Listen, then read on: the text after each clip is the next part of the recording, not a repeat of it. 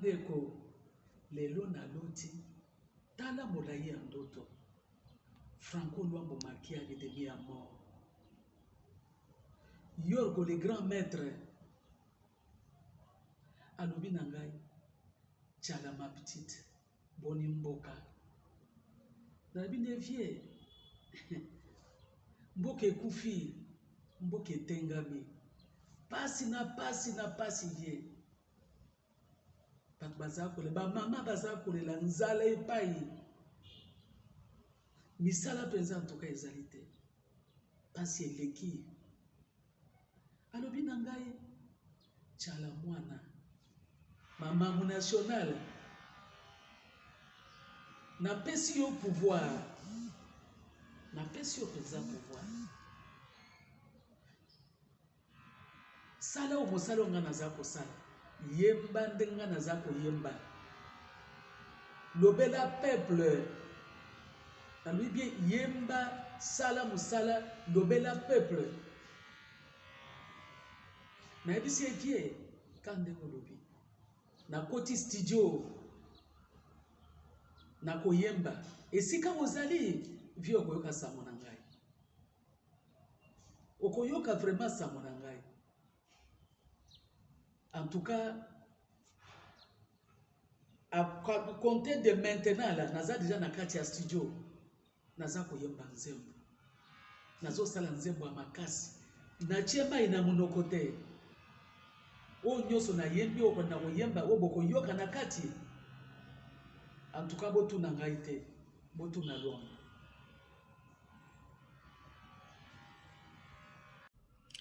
Mbote bandeko, bonjour, bonsoir, ça dépend à quelle heure, hein, beaucoup landa vidéo oyo. Boyebi Bible zo banabiso, dans toute occasion, hein, Paul Lazolo Bango, que ça soit favorable ou pas, nous prêchons la parole de Dieu, nous parlons de la part du Seigneur, que l'occasion soit favorable ou pas. Alors, nangina lobela nini, nangina lobela likambo yo, topesi na nzambe merci. Nzambe na Israël, topesi yo merci pour na bolingono, o ezali kolona nyonso. Saint-Esprit, yondo zali nzambe, ozali kolobela biso, tu prends ce qui est au Père et tu nous annonces les choses cachées. Merci de bénir ces moments, merci Seigneur, de parler dans un cœur pour ta seule gloire, dans le nom puissant de Jésus-Christ. Amen. Alors, amen, amen. Bande konanga, tozolobela likambo, likambo liwe ya mama tchala mwana, oui, tozolobela likambo. Soko totali, ba situation msunde ozoleka, na yokaki déjà, ndeko moko apesaki prophétie, oui, na yokaki prophétie na ye, alobi ke RDC akoza na deuil, RDC akoperdre mutu moko munene et tout ça, et puis abakisaki alobi ke mutu wana akufa na poison. Toyoki pe bato balobi akufi na poison et tout ça, mais nalandaki émission ya ndeko moko na biso pe moko ya Afrique du Sud ndenga asalaki ba élément na ye na sepelaki nango asali ba analyse na ye ezalaki bien et vraiment ezalaki bien ezalaki très intelligente ba analyse na ye asalaki yango bien et puis alobi kota la différence muto akufi na poison na muto akufi na poison te na moni pe ba vidéo mususu ayebaki liwa na ye tala oya lobaki tala oya lobaki mais un aspect moko na moni lokola ke bandeko ebele basali vraiment accent na aspect wana te et pourtant ezali aspect moko très important et puis na aspect wana je pense que moko na biso asengeli vraiment ko tirer leçon surtout koloba boye moko na biso asengeli ko tirer leçon et moko na biso asengeli ko sala très attention pour na vie na ye aspect yango eza nini nakobanda wana nazo ko enregistrer nakobanda kotiela bino elema ya mukie oyo ye moko mama tchala mwana alobaka pe nakotiela bino elema oyo pasteur Denis Lesi basalaki na ndeko Vincent kombone na bosani basalaki na ye. C'est vrai, aza pasteur pétage, asalaka oyo asalaka, mais na landaki émission wana nazoeka partout et c'est partout on a ezaki déjà ko toucher nga na motema. So tolobi tolobelani les causes spirituelles. Il y a mort. Vous savez, tout ce qui se passe sur le plan physique, c'est des choses qui se passent sur le plan spirituel. Ozawana soko zolota bandoto ya bato bakufa. Bato bakufa kala na famille na yo to na mboka. Ozolota ba mikonzi. Bato bazalaki na niveau spiritualité ya ténèbres ya likolo. Ozolota bango. yeba koza visité par un esprit de mort. Il faut luka délivrance. Na yoki mamu mamu national hein, mama Chalamwana défunte mama Chalamwana passe za suna vite na mission ye moko asalaki alobi alotaki Luambo aye koyebisa ye ayemba nzembo atala mboka ndenge ekufi epi alobi na koti studio nazo composer nzembo ye moko alobi bokolanda bino moko na kochango na début na kochango pe na suka aye moko alobi okoyokanga grand maître bengi soku maître soku penani okoyokanga okoyoka sango na ngai. Ça c'est quelque chose de parler avec les morts. C'est ce que la Bible interdit. Ce n'est pas bon. Et na yoki passé à Denis Lesi kolobake a benga kaye même pour na koyebise koza menacé par un esprit de mort. Ça l'attention parce que Denis Lesi alobaki on peut alobai kombo eza une mission bokolandango. Aïbisaki ça l'attention, mais d'après pasteur Denis Lesi a négligé qui est parce que bon a qui est pas pasteur Moussoussou a bondé là qui ponaï, mais pasteur on a bondé là qui ponaï yete mutazwa qui vision yete yango tout ça le rappel attention bozo mona bande konanga les faits à kozalaka kana keye pas pasteur bon na ke pas pasteur boye Saint-Esprit a conduit Arabiso.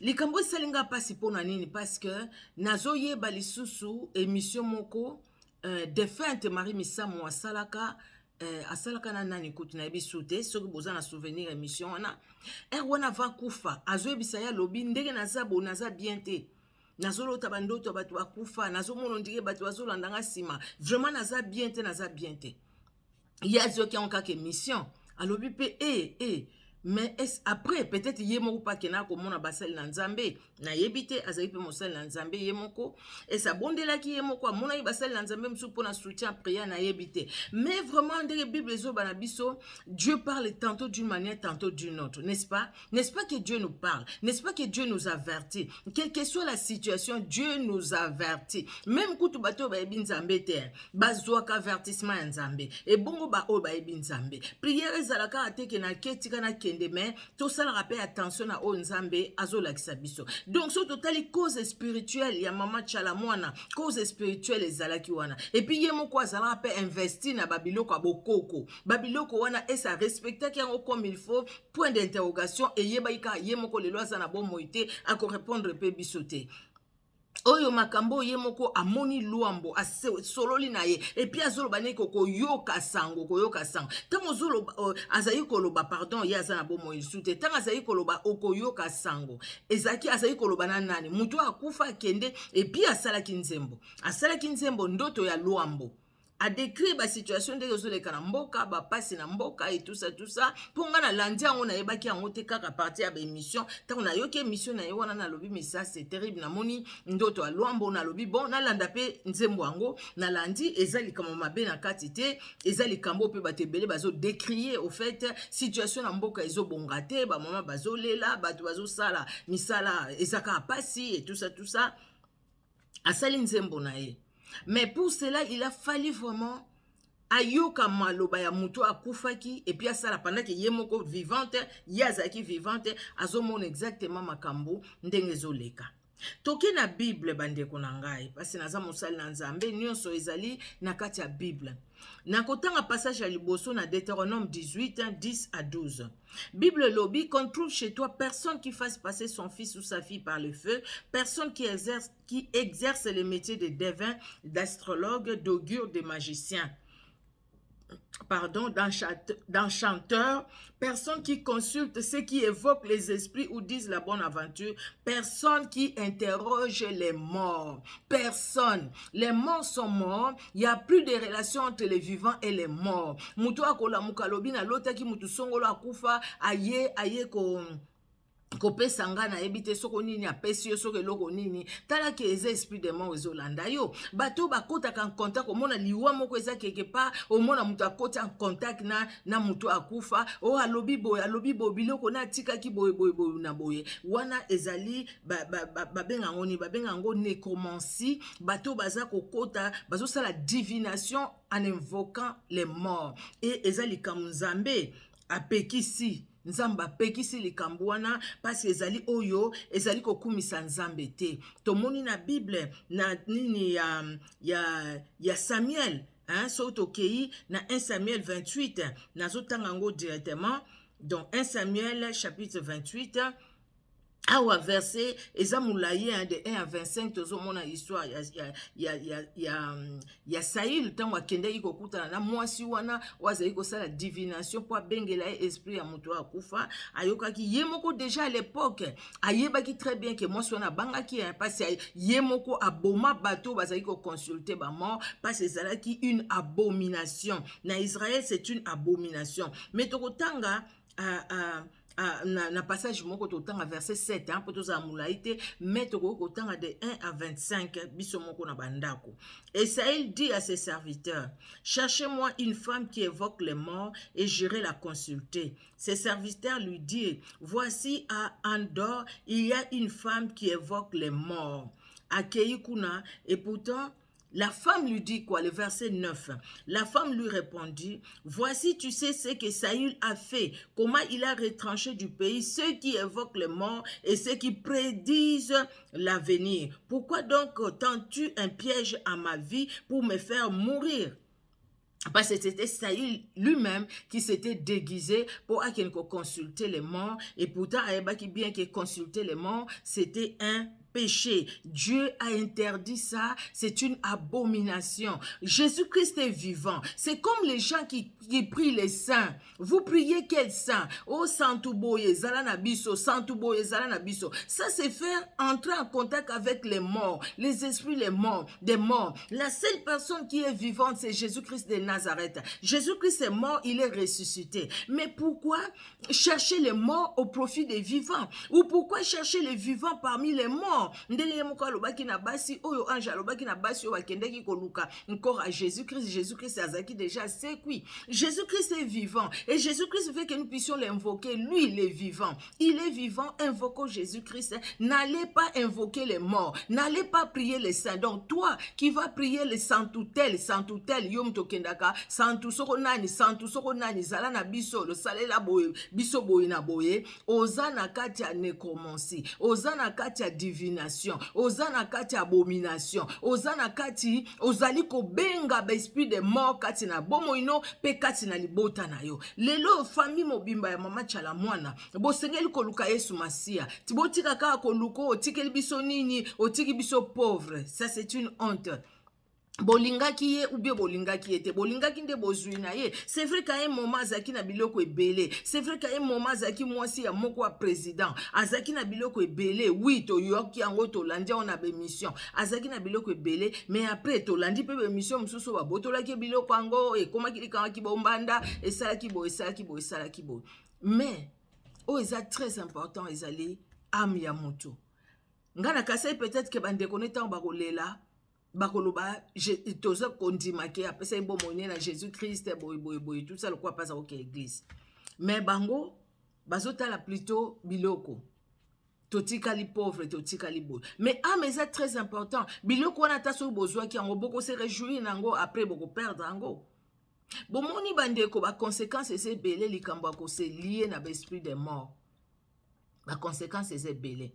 Moi je pense que liwa ya mama chala mwana esengeli plus côté ya biso ete ya penza biso to sala ba émission te pona plaisir ko sala ba émission mais to sala ba émission pona ko tirer leçon pe pona ko avertir ko sonner trompette d'alarme ko sonner trompette ko loba bana na nzambe botelema bino batu boyebi Yesu botelema bino batu boyebi Yesu Kristo te Yesu Kristo azoya sikoyo botika komi kumisa pase olotaki papa olotaki mama noko to nani asa kufa pase olotaki mutu moko azaki mokonzi na mboka kufa yo mikumisi okansi nini mais eza esprit de monde avandelio eza autorité penza mobimba vandelio net na kaya mama chala mwana ezaki autorité mobimba penza wana oya yokaki oya sololaki na ye oya tindaki ko sala pe oya salaki ezalaki bénéfique pour na été botala niveau mama chala mwana azalaki kokamwa biso nyonso tokamwa nga personnellement na kamwe ke azalaki na locataire peut-être azalaki na bamapango na ye kokamwa nde toyoki mokolo lopango alobi kutu o banyongo o boye eza pasi mingi bokoloba ese ezalaki mpo ayokaki lwambo to nini na ndimi te. Mais nyonso esengeli kopesa biso leson. Mutu akufi akei na ye ayebi kutu te nini ezoloba masima. Oyo bakoloba bolamu bakoloba bolamu, oyo bakoloba mabe bakoloba mabe. Mais motema sage ekendaka bisika deuil. Pourquoi? Parce que bisika wana nde leson epesamaka. Mutu atalaka pe amitalaka. Alobi lelo ye akei esikoyo vi na ye epesaki na Jésus Christ etoteba ekute wana ezali esi esili. Eza ba meso bakende kosala te ke Nzambe pardonner masumu na ye, yamba molimo na ye, que son âme se repose en paix. Botika ka koloba que son âme se repose en paix, que son âme se repose en paix. Amo ko se repose en paix, ezali âme oya muto ya yebaki Jésus Christ comme sauveur et Seigneur, oya salela ki Jésus Christ comme sauveur et Seigneur. Ba âme nyonso te se repose en paix. Ba âme mususu etelenganaka pe, diable utilisaka ngo pe ekomi esprit de mort, ko telengana gauche droite.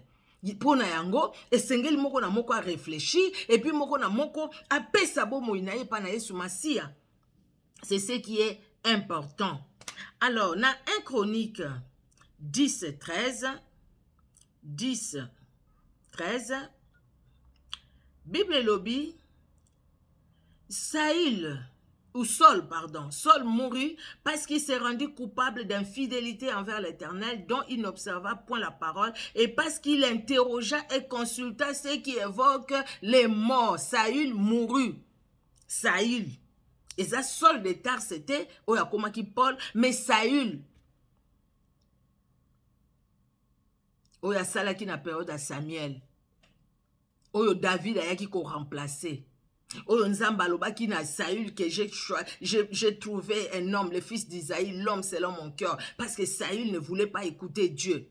Bible lobi, Saül mourit parce qu'il s'est rendu coupable d'infidélité envers l'Éternel, dont il n'observa point la parole et parce qu'il interrogea et consulta ce qui évoque les morts.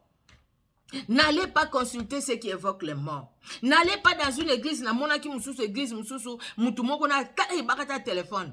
Asololakana ben mort. Alors, olobi nini, qu'est-ce qu'il faut faire pour elle? Banana ye kasi, nanya kanga banana ye. Et puis maman ngwana zo lenga, azul bakaka amen. Yo zol ba amen na mutu azo solana be esprit de mort.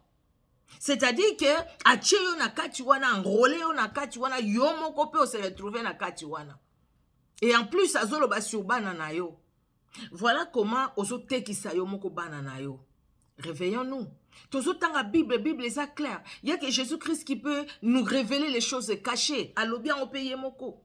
Invoque-moi, je te répondrai. Je te montrerai les choses cachées, les grandes choses que tu ne connais pas. Bongo tozo lukani libanda. Bande kunangai. Tokotala, na passage au lisusu, Lévitique 26. Alors, Bible lobby. Si quelqu'un, Lévitique chapitre 20, verset 6, si quelqu'un s'adresse aux morts et aux esprits pour se prostituer après eux, je tournerai ma face contre cet homme, je le retrancherai du milieu de son peuple. Pourquoi pas c'est à qui qu'on évoquait ma mort? Pourquoi pas c'est à qui qu'on solo là n'a l'esprit des morts? Esprit à bateau bakoufa. Alors, toko kende na Esaïe, parce que na kozala mulaïte, na Esaïe, voilà, na Esaïe chapitre 8 et verset 19. Esaïe chapitre 8 verset 19. Si l'on vous dit, consultez ce qui évoque les morts et ce qui préside l'avenir, qui pousse des sifflements et des soupirs, répondez, un peuple ne consultera-t-il pas son Dieu, s'adressera-t-il aux morts en faveur des vivants? Répondez ça. Il ne faut pas s'adresser aux morts en faveur des vivants. Adressons-nous aux vivants. Jésus-Christ est vivant. Et puis, bandeko bazana bomo indeki tozolo baboye, oko ko senga prière, ndeko asungio na prière. Mais ko s'adresser na bateau bakufate parce que yango ezali abomination pe nzambe na Israël alingi yango soki mukiete. Alors, toko silisa na Deutéronome 26, verset 14, et l'obiboy.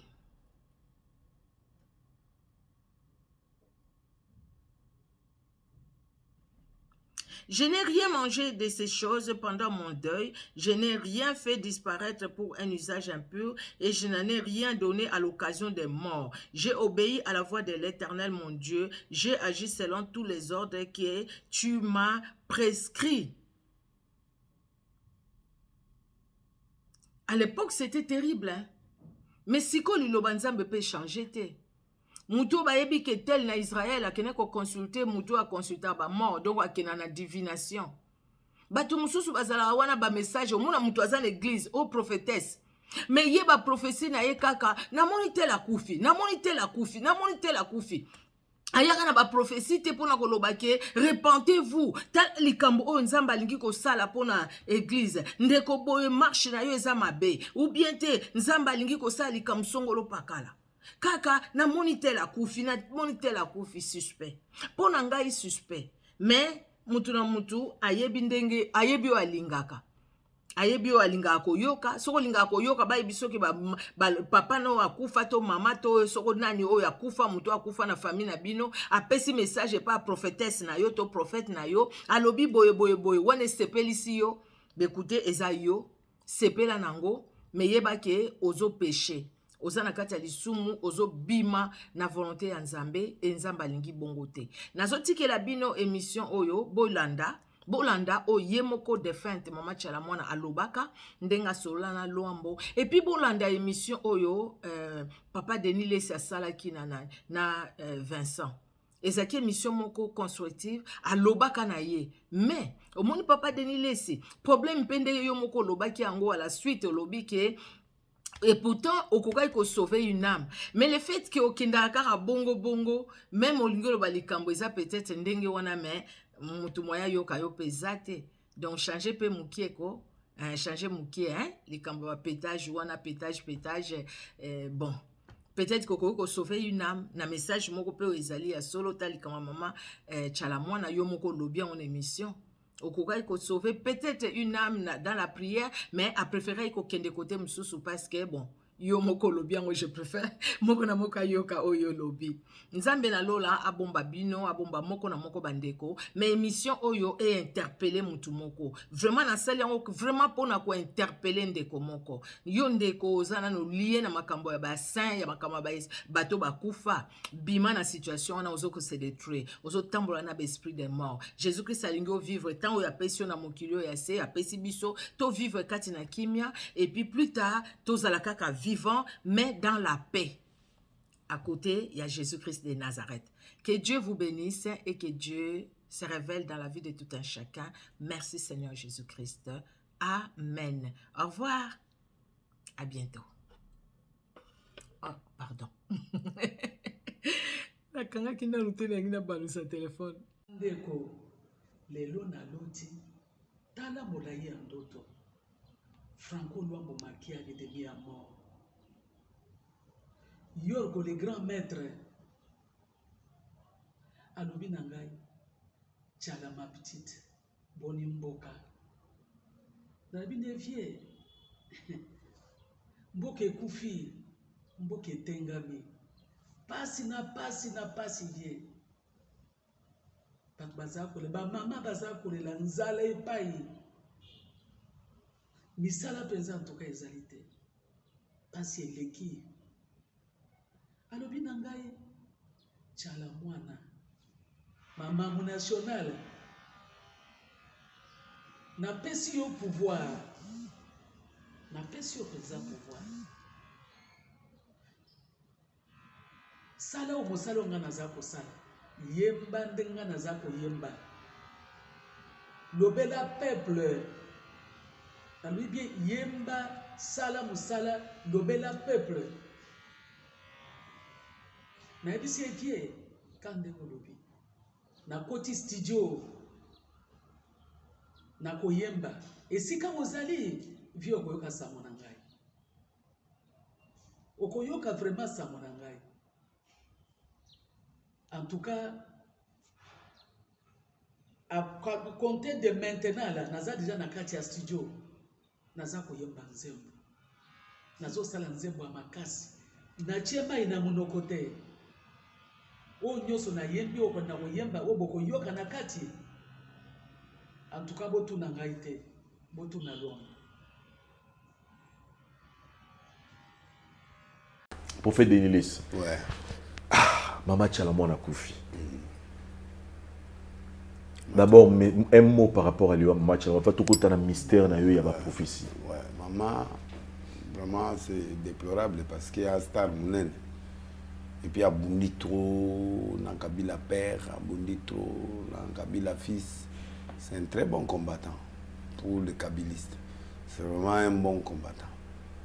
Moto Penda qui est à la malgré Fatih Béton. Mais il était fidèle à Kabila. Donc, c'est un qui m'attend à la mère aux Zangaté, que le président ne m'attend à mais quand même, il va plaire. C'est maman wana maman malam abunda trop pour n'amboko ya sadi mutswati na ye asai mangam afito faire hériter moi na moko saralu là on a mis na ye na va faire pétage mais le reste vraiment elle mérite les honneurs mais malheureusement bon il y a ça différent na papa ou yakufaki Verkis style le ba lembo on est à matanga.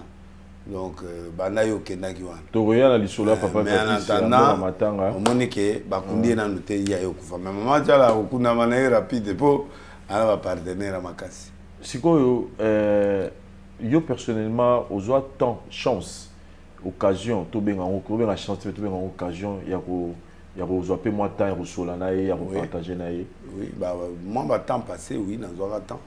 Par rapport à la vie naïe à mamé belé bon et ça nga qui a kena et pas condé makamni ni vie na yo bon sur état naïe spirituel état naïe à santé nazaki ko s'inquiéter depuis longtemps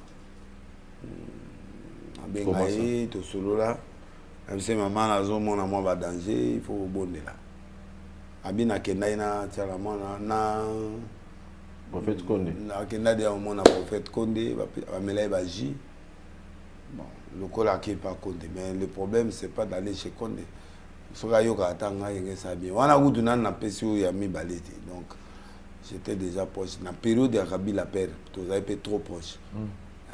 Mais bon, c'est une femme très compliquée. Ah, simple mais très compliquée.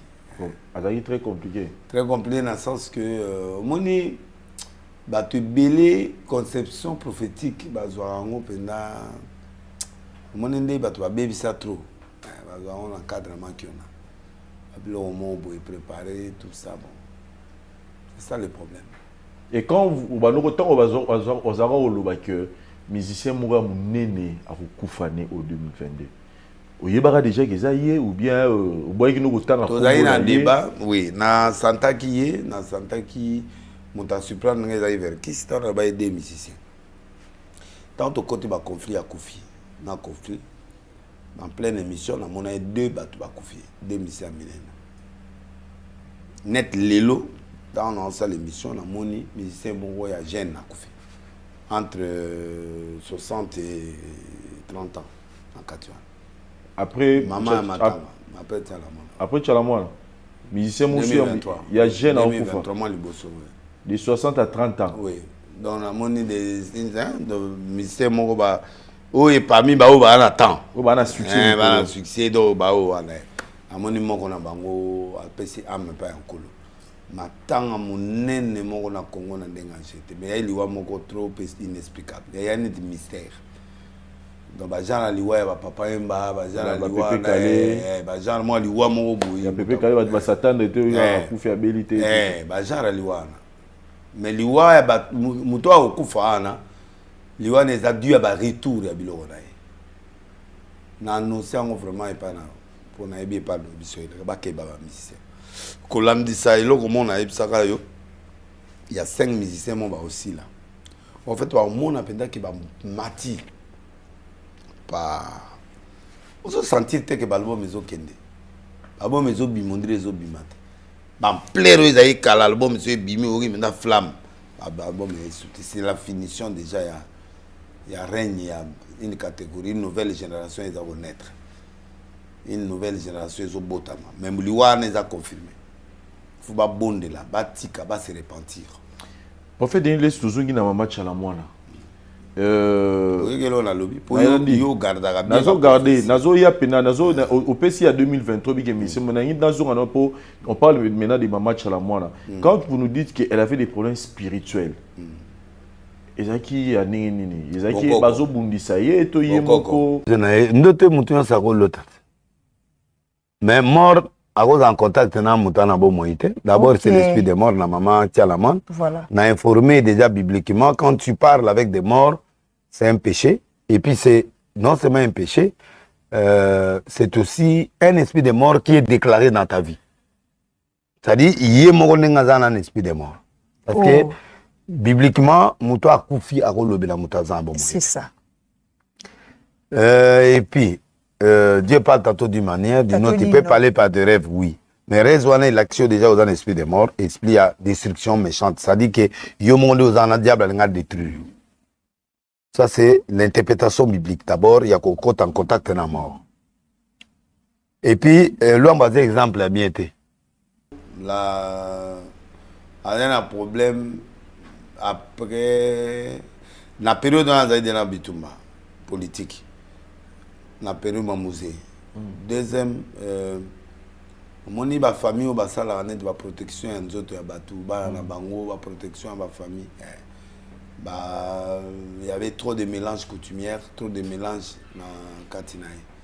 Il y a créé du point de vue sentimental, même du point de vue Kobotanaï, du point de vue Mambébélé. J'espère son âme, mais c'est un grand artiste et amour en abisso. Surtout Tangi, papa aime bateau, autant à Mama Chalamwana.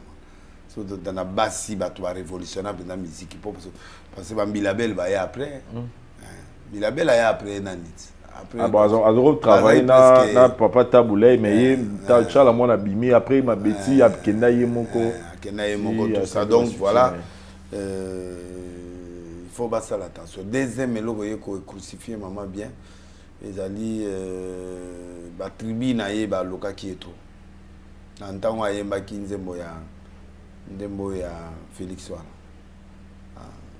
ba tak peta ya liwa pende ya kande ba pelwana ba maman ebele ya ba kamujuma ba côté ana ba sakaye j'ai des images o ba longola bilamba ba loba mabe pona ye ba sala toi ebeli mukonzi mboka ndenge ataka nde mona ba mona ne tataka présent oui ingrat oui gratitude ana donc ça là que ba maman ya mboka ba zwa photo na ye ba sakaye comme aza protégé spirituellement parce que biloko ne linga causa na losambo ya makasi pour protéger Ezwaka.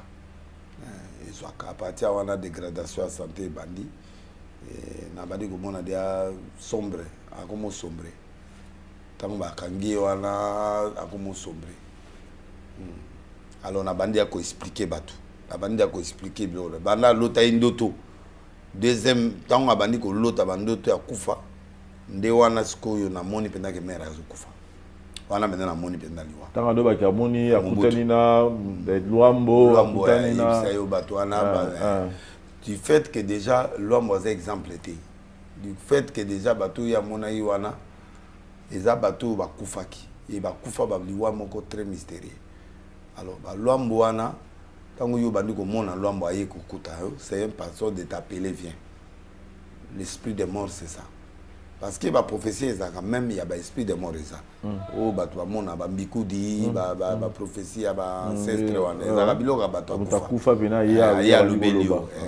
Donc yendenga zana tant bandi ko lota bandi to na c'est le jour où j'ai compris que ça le monde est en train de mourir.